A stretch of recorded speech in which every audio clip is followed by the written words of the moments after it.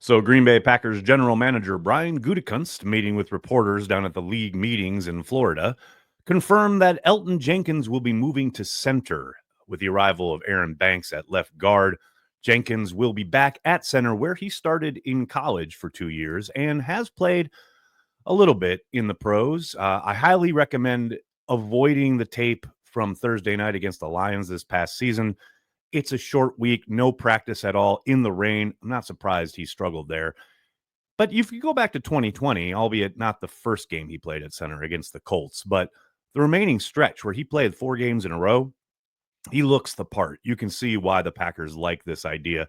And Gutekunst point blank saying they think he can be an all pro at center. And I think with a complete off season, ramping up to a preseason and all the work he's going to get from the moment they step on a practice field this year, I would not bet against it. And obviously, with Banks at left guard, the question becomes who plays right guard. Now, Sean Ryan's coming off a very, very good year, but I do not doubt for a moment that former first round pick Jordan Morgan will be given every opportunity to win that job.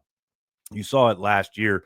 They were inserting him in there as a starter even before things got going in training camp. And obviously, the shoulder injury that Morgan suffered held him back a little bit. And then when he did get back out on the field, he had his ups and downs prior to re-injuring that shoulder.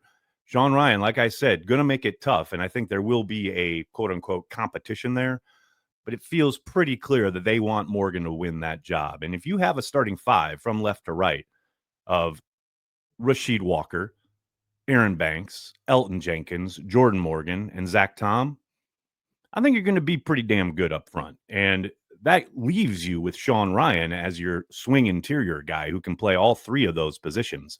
I love this idea, and I do think Jenkins is going to shine at center. The comfort level that Jordan Love shared with Josh Myers needs to be built up with Elgton Jenkins, but that's what the offseason is for. There's no doubt in my mind that this is an offensive line that can dominate up front and be a hell of a lot more effective in the run game, which is weird to say after a year where they did run the football very, very well. But a lot of that was Josh Jacobs making things happen either at the line of scrimmage or even at times behind the line of scrimmage. Hopefully has a lot more room to operate with these guys in front of him, starting with Jenkins at center.